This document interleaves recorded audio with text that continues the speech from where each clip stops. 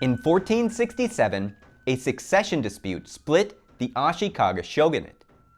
The ensuing war opened the Sengoku era, or the era of warring states.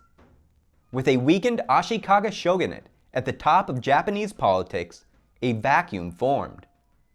Powerful feudal lords, known as daimyo, filled that void, fighting amongst themselves, perpetuating a seemingly endless state of political turmoil, which would only come to an end when three great unifiers emerged. Oda Nobunaga first conquered the fractious Oda clan, then began a quest to bring all of Japan under his control. Forming a powerful coalition, Oda swept away the remnants of the Ashikaga Shogunate, and by 1582 he was poised to complete his quest. But at the peak of his power, Oda was assassinated by one of his vassals. What could have led to the disintegration of the Oda coalition turned into an opportunity. Toyotomi Hideyoshi was unique amongst his contemporaries. A man of humble origins, he had not been born the son of a daimyo or even into a samurai family. His father had been a peasant soldier. But the years of conflict had opened new avenues for advancement. Starting as a common soldier like his father, Hideyoshi quickly climbed the ranks, becoming one of Oda's top generals. Upon hearing of his master's death, Hideyoshi tracked down Oda's murderer and defeated his forces in battle. This quick thinking helped Hideyoshi consolidate the allies and vassals of Oda under his leadership. By 1592, Hideyoshi had unified Japan, earning the title Kenpaku, or chief advisor to the emperor. But Hideyoshi was not destined to establish a new dynasty. His death in 1598 left his 5-year-old son, Toyotomi Hideyori, as heir. On his deathbed, Hideyoshi asked that a council of 5 elders serve as regents until Hideyori came of age. The two most powerful of these regents were Morei Teramoto, head of the Morei clan with its large domain in western Honshu, and Tokugawa Ieyasu. Ieyasu was the most powerful military leader left after the death of Hideyoshi. He had been one of Oda's most powerful allies, and had only begrudgingly accepted Hideyoshi's leadership after Oda's death.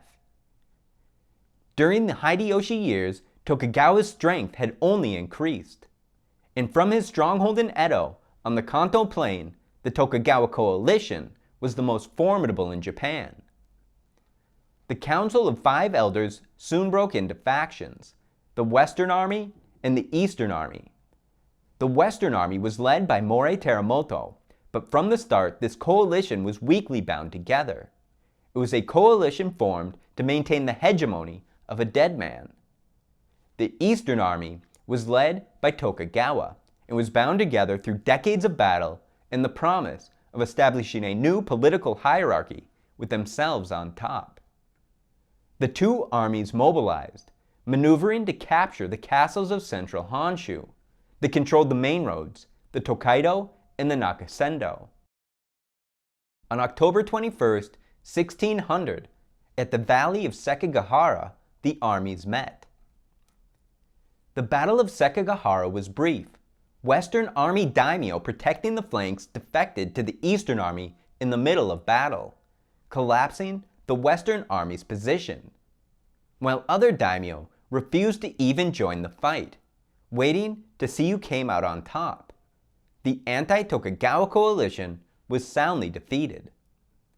The process of unification, which had started under Oda, completed under Hideyoshi, was now set for Tokugawa rule.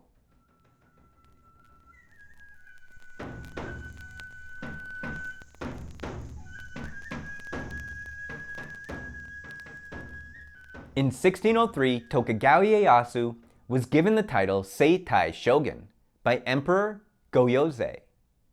In the ancient past, the shogun had been the commander-in-chief tasked to expel barbarians. But the position had remained subordinate to the emperor. That changed in 1192 when Minamoto Noyotomo had appointed himself shogun following his victory in the Genpei War, establishing the Kamakura Shogunate, the first of 3 bakufus, or tent governments, that would be the de facto rulers of Japan for the next 700 years. The warrior class of samurai had usurped the military and political power of the emperor and given it to themselves. Though stripped of political power, the emperor was still the symbolic head of Japanese society. According to legend, the emperor was the direct descendant of the sun goddess Amaterasu through the first emperor Ginma. The emperors and empresses were the living embodiment of the divine origin of the Japanese people. De jure, all of Japan, its land and people, were subjects of the emperor. But the power of administration had been delegated to the shogun. This legitimized Tokugawa's political authority. The shogunate was ruling on behalf of the emperor. But this power was purely symbolic. De facto power was in the hands of the samurai class, with the shogun on top, the daimyo serving as vassals of the shogun, and the varying ranks of samurai serving as vassals of the daimyo. The daimyo were heads of powerful samurai clans that had been given a domain of at least 10,000 kaku. 1 kaku being the amount of rice able to sustain one person for 1 year. A domain was not a set tract of land, but rather an abstraction of how much rice production, measured in kaku, was under the daimyo's control. The daimyo as a class were broken up into 3 groups during the Tokugawa Shogunate: the Fudai, Shinpan, and Tozama. The Fudai had been the allies of Tokugawa Ieyasu prior to the Battle of Sekigahara. They were granted strategic domains in the heart of Honshu, protecting Edo, which became the new seat of government, and Kyoto, the seat of imperial power. The clans of the Fudai also made up the administration of the governing Bakufu. The Shinpan were the descendants of Tokugawa Ieyasu. Unable to serve in government, they could, when needed, provide an heir to become shogun. The Tozama were the outsiders, the losers in uncommitted domains during the Battle of Sekigahara. They made up the majority of daimyo, both in numbers and size of domains, but they were not allowed positions in government, and their land holdings tended to be far removed from the seats of power. To keep Tozama domains in line, the Bakufu regulated marriages, outlawed castle building, and enforced the alternating attendance system, where each daimyo had to maintain a residence in Edo and spend a portion of each year in the city, leaving family members behind when the daimyo was back in the home domain. The practice of maintaining 2 residencies and the travel to and from Edo in some cases took up to 80% of a daimyo's income. And for the domains furthest from Edo, the procession to and from the city could be up to 6 weeks in length.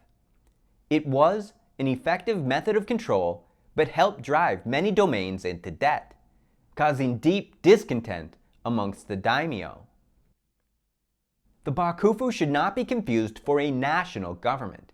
The individual domains were governments unto themselves, with the daimyo pledging fealty to the shogun. The Tokugawa clan was merely the largest, most powerful member of a coalition of allied domains.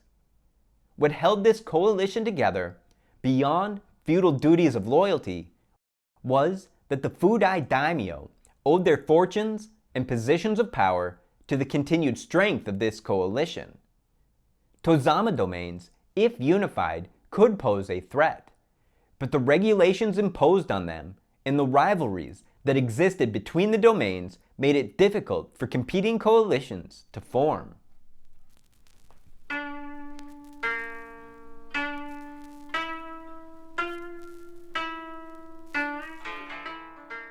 The Portuguese were the first European traders to visit Japan.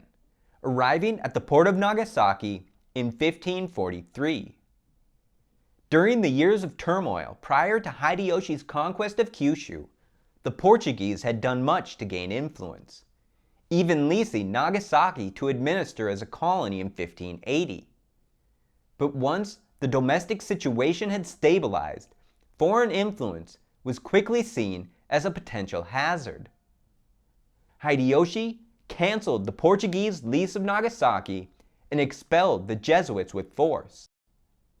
When the shogunate began, trade was tolerated as a necessary evil. But the Bakufu's first priority was a monopoly on power. Foreign influence, either in trade or religion, could lead to rival power centers. So during the reign of the third shogun, Tokugawa Iemitsu, the Sakaku edicts were issued, which limited trade to the port of Nagasaki and was only open to the Dutch and Chinese. Christianity, which had found many practitioners, was outlawed. The edicts also forbade any Japanese person from leaving the country without the shogun's approval. By 1635, Japan had become a closed country. The Western powers would, over the centuries, make numerous attempts to reopen Japan, but none of these efforts were tried with much force. Japan remained too remote and disconnected from their national interests. But by the 1840s, technology had made the world smaller. Steamships could now cross the Pacific in weeks, not months.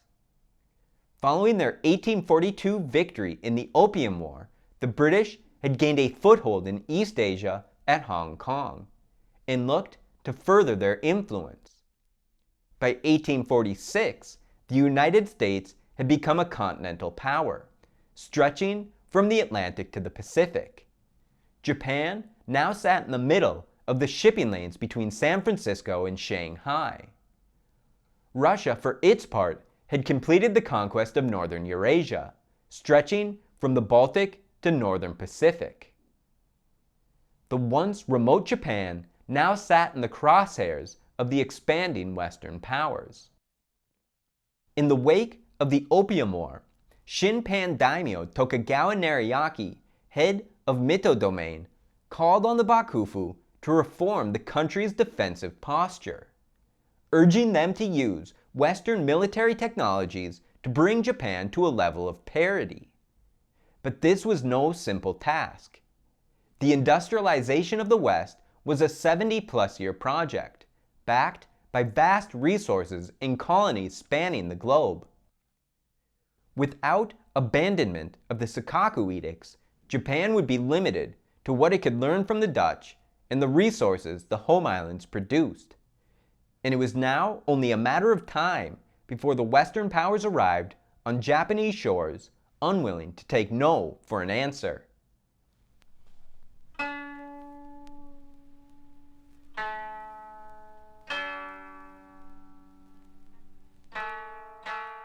On July 8, 1853, 4 American ships arrived at the mouth of Edo Bay, near the town of Uraga. The American fleet was under the command of Commodore Perry. He had been tasked by the President of the United States to open Japan. The failed attempts previously made by the Americans had provided lessons that Perry took to heart.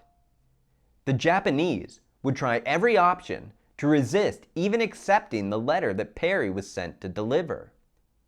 By matching Japanese obstinance along with the fleet's implied threat, Perry could force the Japanese authorities to begin negotiations.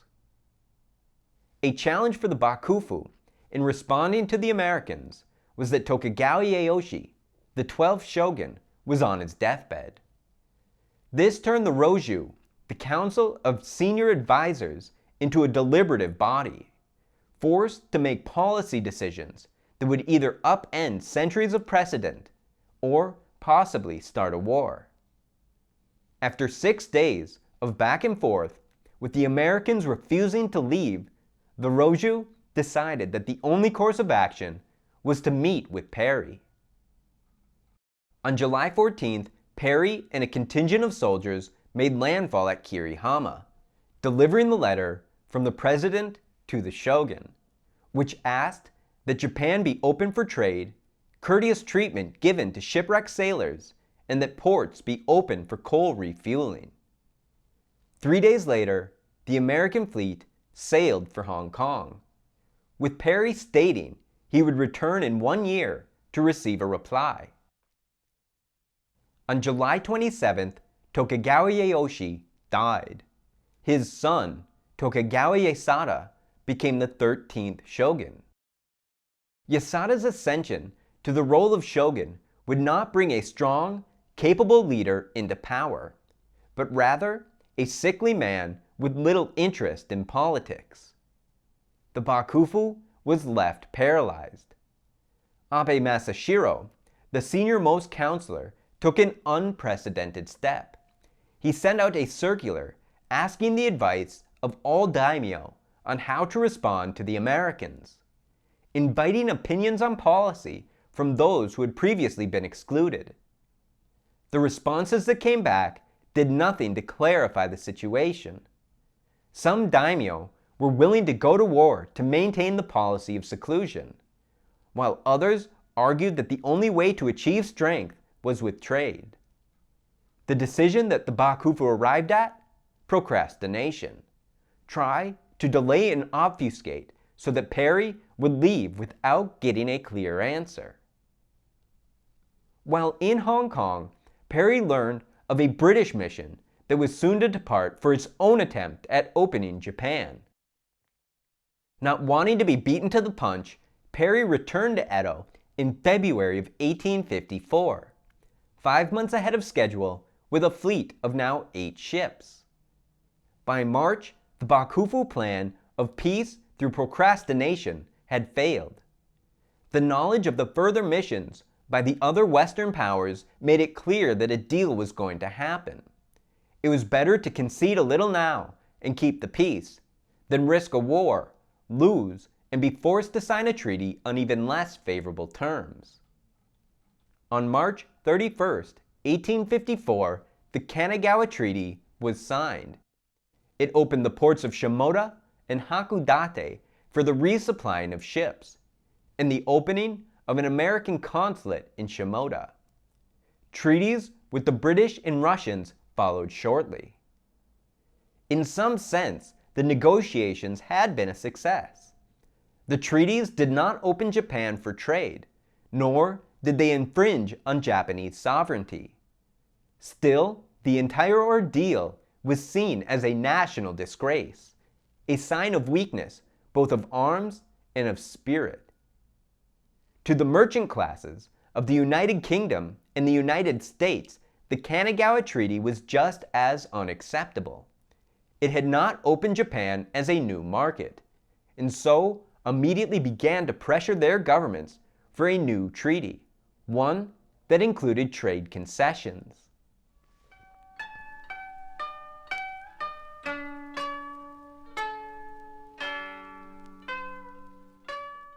In 1856, the Americans appointed Townsend Harris, a merchant of Chinese goods, to the post of consul general.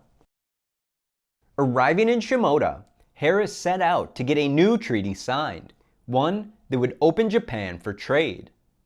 A Bakufu commission was formed to deal with the new American demands, led by Hotta Masayoshi.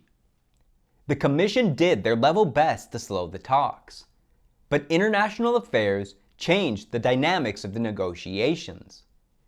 In October 1856, hostilities between the United Kingdom and the Qing Empire broke out once again, making clear that if Western demands remained unmet, the use of force was an option they had no hesitation in using.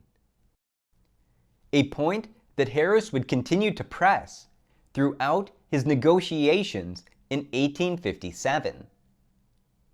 By January of 1858, Hotta finally relented, agreeing to the opening of 4 ports, Kanagawa and Nagasaki, by July of 1859, followed by the port of Niigata in 1860, and the port of Hyogo in Osaka Bay, a mere 45 miles from Kyoto, in 1863. The terms were too rich for much of the bakufu, and Hotta was unable to get the commission's approval. With this deadlock in leadership, Hotta turned to a different source of power, the imperial court. In March, Hotta traveled to Kyoto, seeking an imperial declaration from Emperor Komei in support of the treaty. This would force the reluctant commission to sign off. But many in the court and the emperor himself objected to the treaty. Months of persuading could do nothing to change the court's opinion. The best that Hotta was able to get was an imperial declaration stating that foreign policy was the domain of the shogun. But behind closed doors, Emperor Komei made it known that the bakufu had tried to strong-arm the court into supporting the treaty.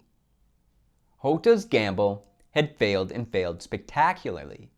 He had consciously re-engaged the court into politics.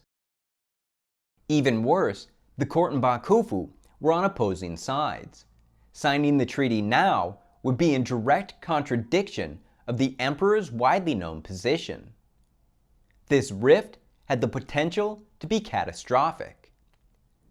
The bakufu acted quickly, appointing Inosuke to the position of Tario on June 4th. The Tario was an often unfilled role of great power, superseding that of the Roju. The first challenge Naosuke faced was not the Harris Treaty, nor was it the sudden rift and re-emergence of the court into politics, but a succession dispute. Tokugawa Ieyasu remained in poor health, and fears he may die without an heir had grown. Two factions formed, the Hitotsubashi faction and the Nanki faction, each supporting a different candidate for shogun. But really, this was a proxy battle for the direction of the bakufu. The Hitotsubashi faction was made up of Tozama and Shinpan daimyo that wanted to reform the bakufu and allow for a more national government, where major daimyo would be allowed to have a voice in governance. Their candidate was Tokugawa Yoshinobu. The Nanki faction was Fudai-led, wanting to keep the governing regime as unaltered as possible. Their candidate was Tokugawa Yoshitomi. With Inosuke's appointment to the role of Tario, the Nanki faction won out. To quash the dissension in governing strategy, the Hitotsubashi faction was expelled from government. Yoshinobu and his father were placed under house arrest. The Roju was stacked with Naosuke loyalists. Over the next 2 years, the bakufu would punish all dissension from the new party line in what became known as the Ansei Purges. With the succession dispute resolved, Inosuke now turned to deal with the Americans. Signing their treaty would only widen the rift that had emerged between the court and bakufu in the spring. But the international situation once again broke the deadlock. In July, word came that hostilities in China had ended. Now both France and Great Britain would be sending delegations. Inosuke decided that it was best to sign the Harris Treaty, then use that as a standard for negotiations with the other Western powers, regardless of the court's objections. On July 29, 1858, the Harris Treaty was signed. The terms had changed little since March, the ports of Kanagawa and Nagasaki opening in 1859, Niigata in 1860, and the port of Hyogo in 1863. Treaties with the British, French, Dutch, and Russians soon followed. If the Kanagawa Treaty was a disgrace, the 1858 treaties were a humiliation and would have a profound effect in shaping Japanese foreign policy over the next 87 years. 15 days later, on August 14th, Tokugawa Ieyasu died. 12-year-old Tokugawa Yoshitomi became Tokugawa Iemochi, the 14th shogun. Naosuke now needed to deal with the court. Signing the treaties had in fact further estranged the court and bakufu. To bridge this divide, a union of court and shogun was proposed, Kobo Gate, where the youngest sister of Emperor Kome, Princess Kazu, would marry Tokugawa Iemochi, connecting the imperial family to the Tokugawa family. The plan worked as intended.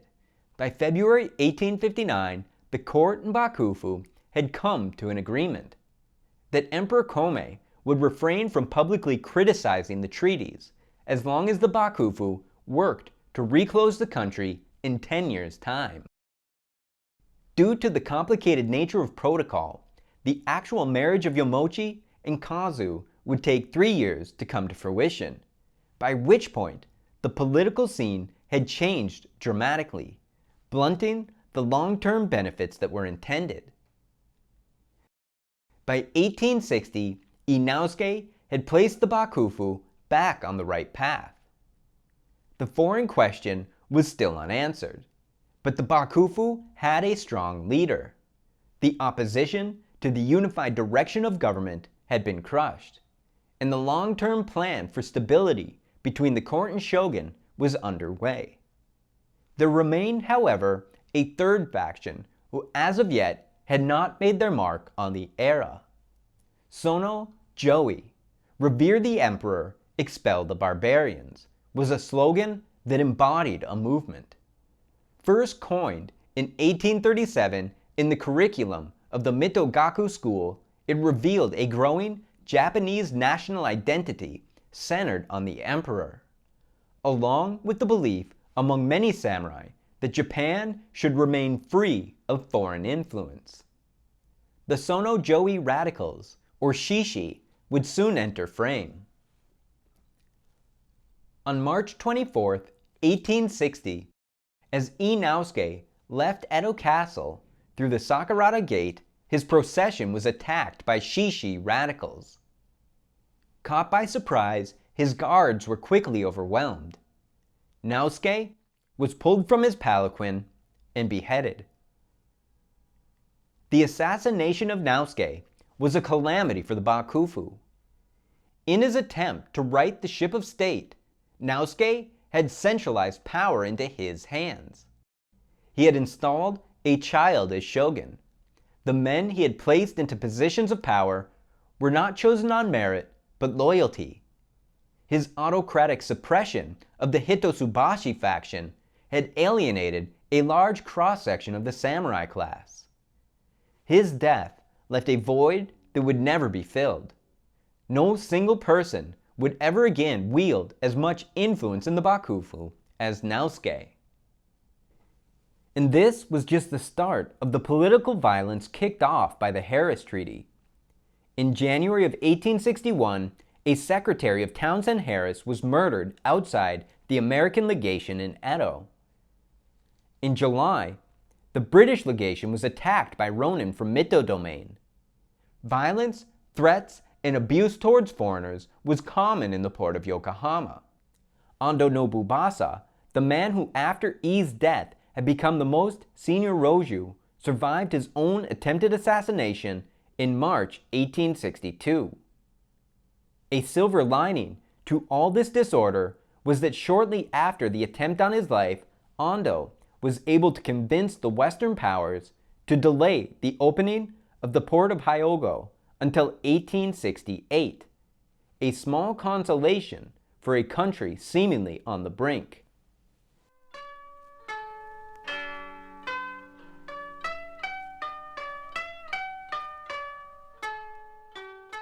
Emperor Kome's public opposition to the treaties of 1858 revitalized the imperial court's political influence. And now, with the persistent lack of leadership atop the bakufu, the door was open for two Tozama domains to flex their political muscle. Chosu was as far from the bakufu as a domain could be. The former leader of the Western Army, they had been reduced from 1.2 million kaku to 320,000 kaku following the Battle of Sekigahara, and time had not healed old wounds. They had become the center of Shishi radicalism. Their rival in Kyoto was Satsuma. Satsuma was nearly the direct opposite, a Tozama domain with incredibly close ties to the Bakufu. It was the second largest domain with 770,000 kaku and held the Ryukin kingdom as a vassal for the shogun. The Shimazu clan was even linked to the Tokugawa clan via marriage. But under Shimazu Nariaki, Satsuma had been a leading voice of the Hitotsubashi faction seeking reform. His death in 1858 brought his brother Hisamitsu to power as regent, who would continue to champion the cause of Bakufu reform. In June of 1862, an imperial envoy was sent from Kyoto to Edo. Leading the delegation were Satsuma samurai led by Shimazu. In Edo, the envoy was able to secure the reforms Satsuma had long sought. A council of daimyo was created to consult on national policy. The alternating attendance system was reduced, and Tokugawa Yoshinobu was appointed guardian of the shogun. Chosu, for its part, had one request: a visit by the shogun to the imperial court.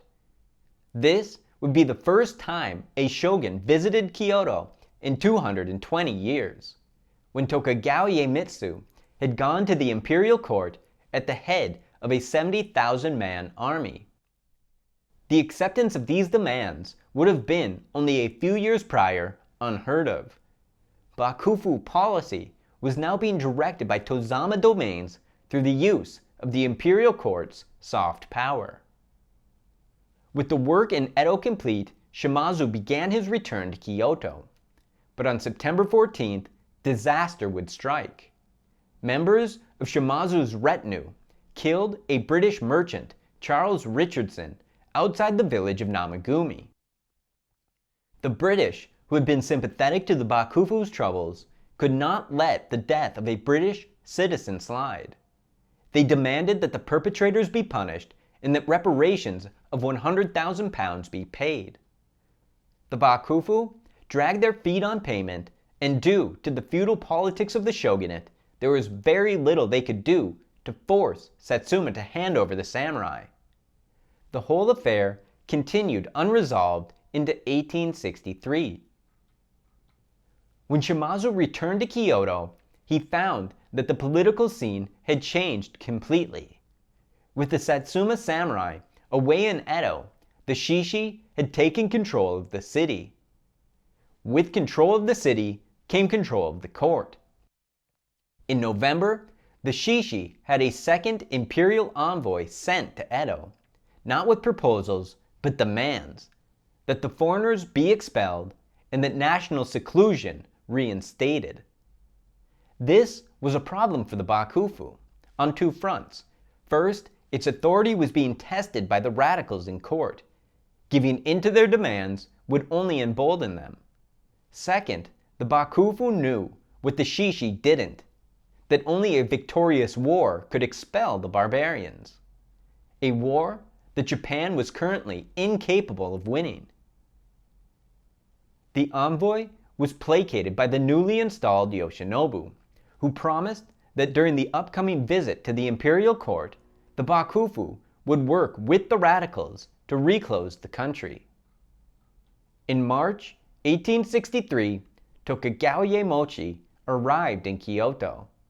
This was a far cry from Iemitsu. Instead of a 70,000-man army, Iemochi had 3,000. Instead of a show of strength, this was a sign of weakness. In Kyoto, Iemochi met with the emperor and thanked him for the delegation of power the emperors had bestowed on the shogunate. This was the first public admission of a fact that had always existed, that Bakufu power rested in the hands of imperial approval. The declaration hung in the air as the discussion turned to the expulsion of foreigners. Shishi radicals and their supporters in court had set a symbolic trap, where Tokugawa Ieyasu would receive a ceremonial sword symbolizing the shogun's historic role of expelling the barbarians.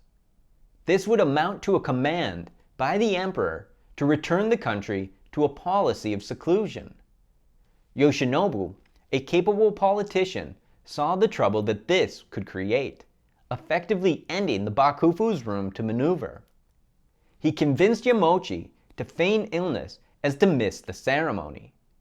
But the Shishi were not to be denied.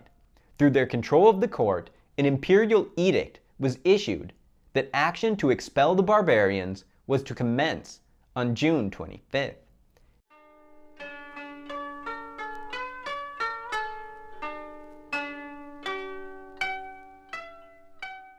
When the June 25th deadline came, Chosu was the only domain to follow through on the imperial edict with the use of force.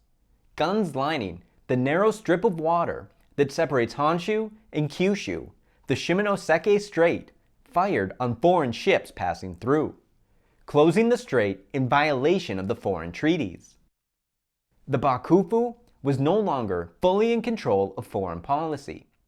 First the court, and now a domain, were involving themselves in international relations. And this was not the only foreign crisis in the summer of 1863.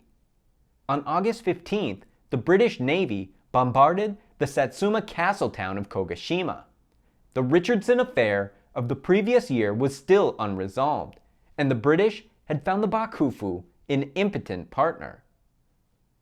The attack destroyed 3 Satsuma ships and 5% of the city in total. Satsuma had returned fire and damaged a British ship, but neither side was looking for an all-out fight. Satsuma borrowed 25,000 pounds from the bakufu to pay for reparations. And if only to further call into question the bakufu's authority over the country, a domestic crisis broke out. Buoyed by the successful call to action, the radicals in Kyoto pushed even further, calling for the formation of an imperial army with the emperor at its head.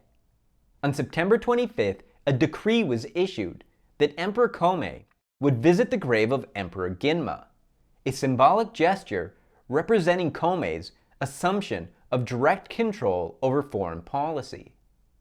On the 29th, radicals gained control of the Gojo Magistrate's office in Yamato province and declared it imperial land. This provocation proved too much. The following day, September 30th, Satsuma and Aizu troops captured Kyoto, putting an end to Shishi control of the city. The radicals in court were expelled. The rebels in Gojo were declared traitors and executed. Plans for an imperial army cancelled. Satsuma was now in control of Kyoto. In February 1864, a bakufu delegation left Edo for Paris, tasked with a fool's errand, convincing the Western powers to let Japan reclose the country. In March, a reeling shogunate once again visited Kyoto, this time for the new Council of Daimyo.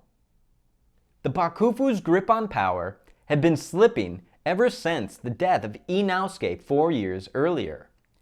Satsuma had been one of the greatest benefactors in that decline. Shimazu entered the conference as the virtual conqueror of Kyoto, following the attempted coup in September of 1863. At the council, Shimazu argued that it was necessary to end talk of national seclusion, and that Shishi opposition must be destroyed completely. Yoshinobu, though sympathetic to Satsuma's argument, was weary of their growing influence. Yielding to Satsuma demands would be no different than yielding to Shishi demands. To sabotage the conference, Yoshinobu drunkenly berated the opposition, calling them the greatest fools in the world, infuriating Shimazu, who promptly resigned from the council, with the rest of the members soon following suit. And the troubles in Kyoto were not over. On August 20th, Shishi radicals from Chosu attempted to recapture the palace, but they were defeated by the Satsuma troops guarding the city. Kyoto was set on fire during the fighting. Shots were even fired into the palace grounds. An irate Emperor Komei issued an imperial edict ordering the Bakufu to punish Chosu for the attack. Into this maelstrom, the Paris delegation returned from Europe. They had been unable to get the Western powers to change the treaty terms. In fact, the lead negotiator had given up on attempting to renegotiate.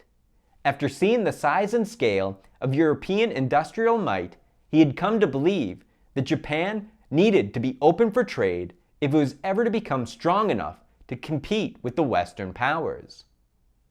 But the delegation had negotiated an agreement on the Shimonoseki Strait affair, where the Western powers would forego any indemnity if the Bakufu reopened the straits with the French providing military assistance.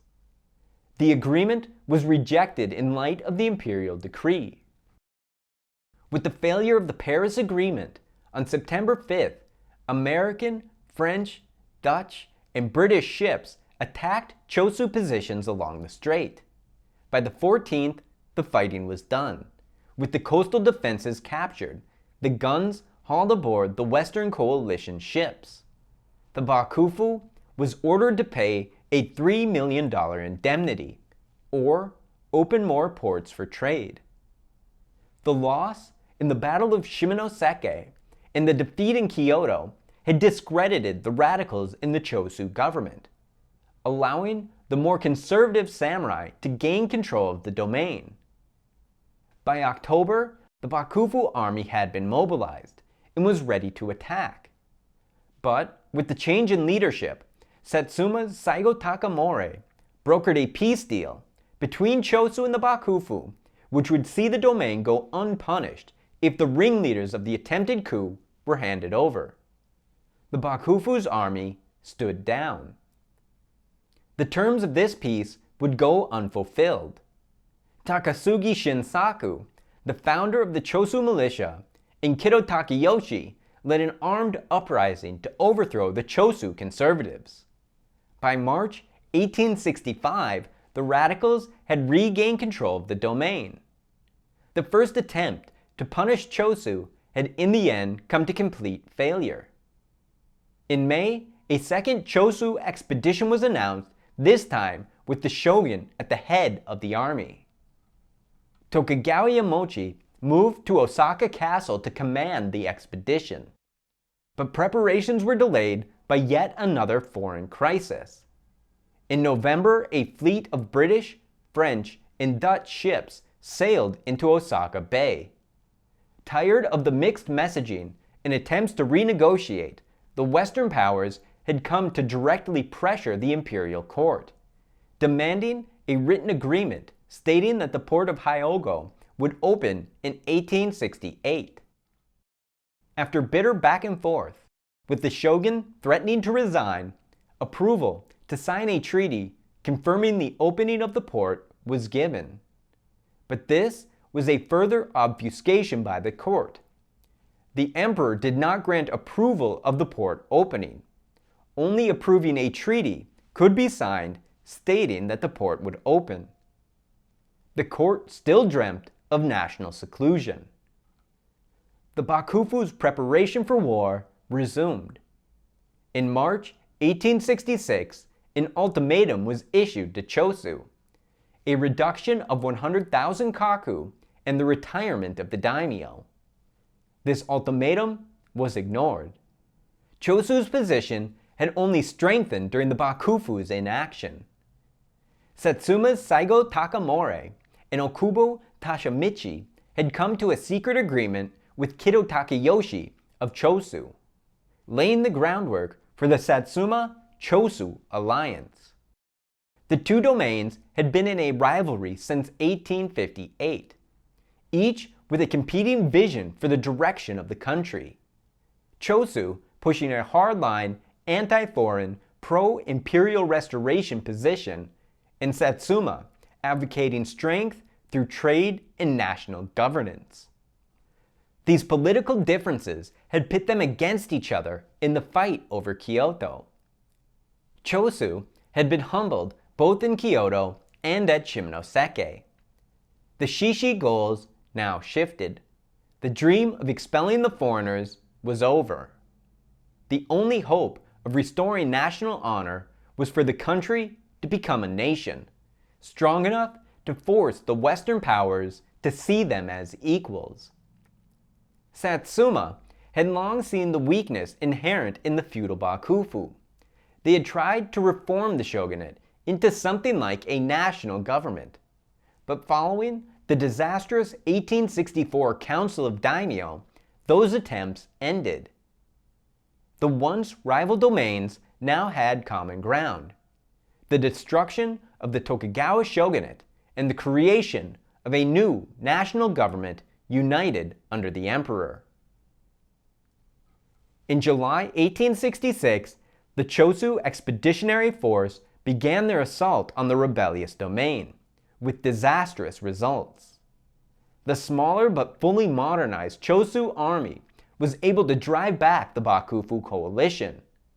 The bordering domain of Hiroshima refused to send troops into the fight. The price of rice skyrocketed, leading to riots across Japan. Then, on August 29th, yet another blow. Tokugawa Iemochi died. He was only 20 years old and was childless. The shogunate had no shogun. Tokugawa Yoshinobu was the obvious choice to replace him. He had been a top contender for the title 8 years earlier, and had played a critical role in the government since 1862. But he refused, only accepting the role of head of the Tokugawa clan, leaving the Bakufu in an awkward state. Even though he was only head of the Tokugawa clan, Yoshinobu declared he would lead the fight against Chosu. But only 6 days later, Yoshinobu petitioned the emperor to call for a ceasefire. Chosu had driven back the Bakufu coalition on all fronts, and more domains had pulled their troops from the fight. The death of Iemochi provided a reason for the armies to stand down. The strength of the Bakufu as a military power had been tested and failed.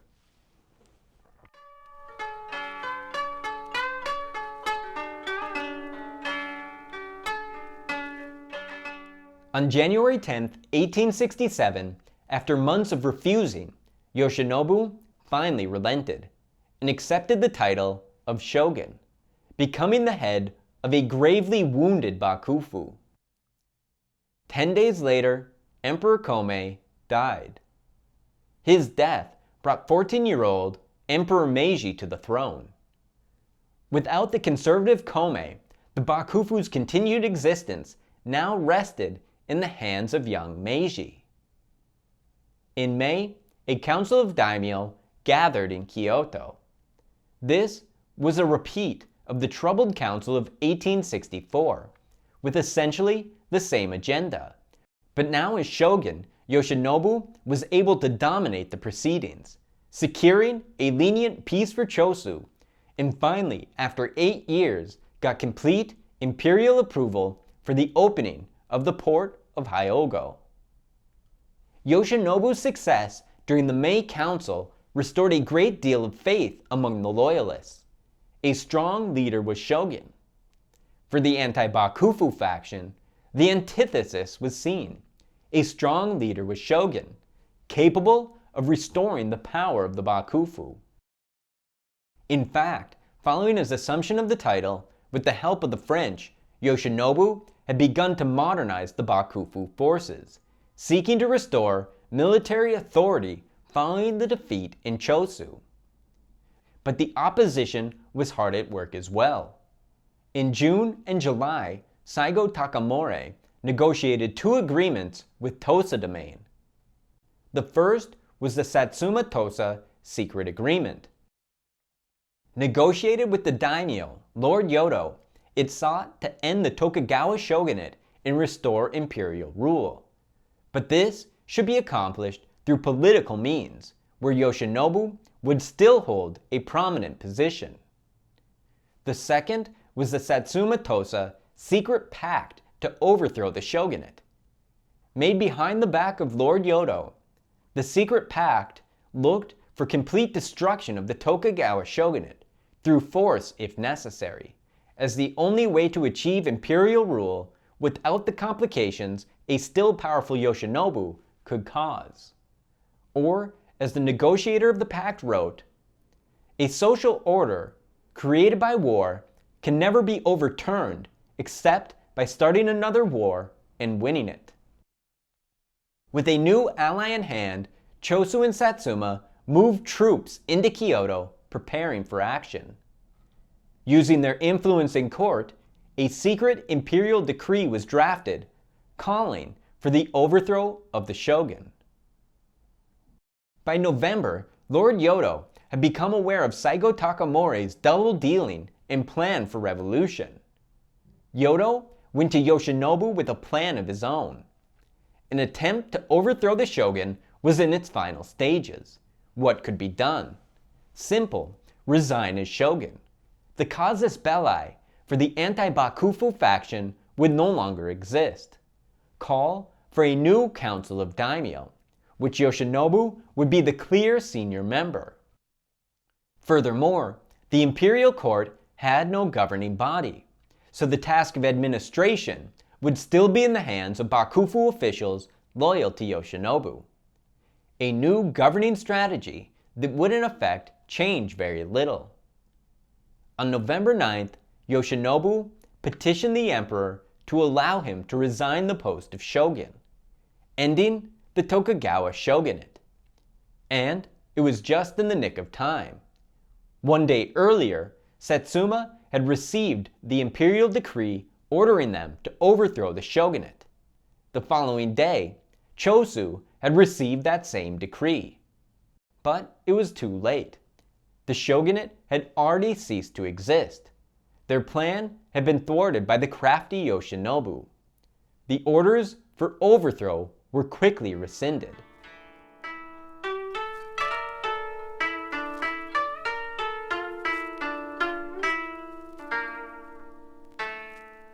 January 1st, 1868 would see the opening of the port of Hyogo, followed by the convening of a new council of daimyo. If Yoshinobu could successfully navigate both events, his standing as the leader of Japan would be boosted, both domestically and internationally. A chance for him to rally support in the new governing regime. If imperial rule was to be achieved, action could not be delayed much past the start of the new year. The port of Hyogo was opened January 1st, 1868 without incident. But the gears of revolution were turning.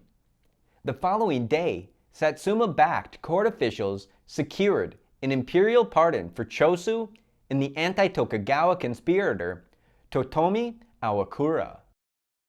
That night, at Awakura's residence, samurai from Satsuma, Tosa, Hiroshima, Owari, and Fuku plotted the restoration of imperial rule for the following day. The next morning, Satsuma and Chosu soldiers secured the gates of the imperial palace. The newly pardoned Awakura was ushered in to meet with Emperor Meiji, and from the Imperial Learning Hall, the great proclamation of the restoration of the monarchy was issued. The offices of the bakufu were abolished. The emperor was placed at the head of state, and 3 offices to administer the new government established. Imperial restoration was nearly complete. Only the issue of Yoshinobu remained outstanding. That night, a conference was held with the conspirators of the coup overseen by Emperor Meiji. This hastily formed coalition had seized control, but had not yet agreed to the finer details of the coup. Satsuma wanted complete confiscation of the Tokugawa holdings to be handed over to the emperor.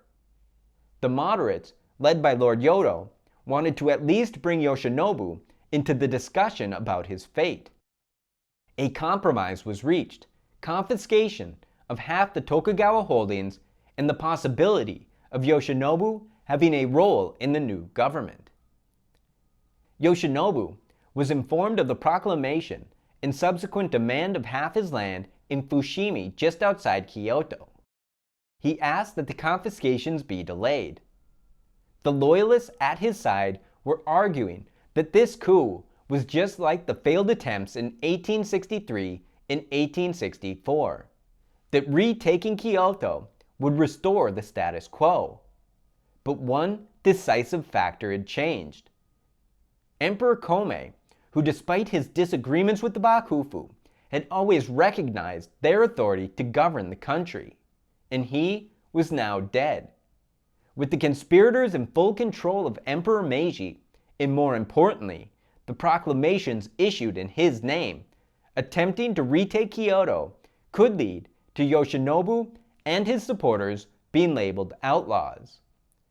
Yoshinobu retreated to Osaka Castle, where he met with the British Consul General, hoping to persuade the Western nations to back him in the power struggle. But open conflict posed a risk for Satsuma and Chosu as well. Playing their hand too aggressively could destroy the coalition of the nascent government. Whichever side was seen as the aggressor would lose. For weeks, an uneasy peace existed. When the proclamation of the restoration of the emperor was made public to all daimyo, Bakufu loyalists reacted violently. They set fire to the Satsuma residence in Edo and mobilized for an attack on Kyoto. On January 27th, the forces loyal to Yoshinobu met the forces of Tosa, Chosu, and Satsuma at the Battle of Toba Fushimi. The loyalist army was driven back. News of the defeat reached Yoshinobu in the guise of retreating soldiers at Osaka Castle. He told the gathered loyalists he would lead them into battle and regain control of Kyoto. But he knew it was over. That night, he snuck out the back gate and fled to an American ship anchored in Osaka Bay, as he failed to find his own in the darkness of night. At dawn, he sailed for Edo.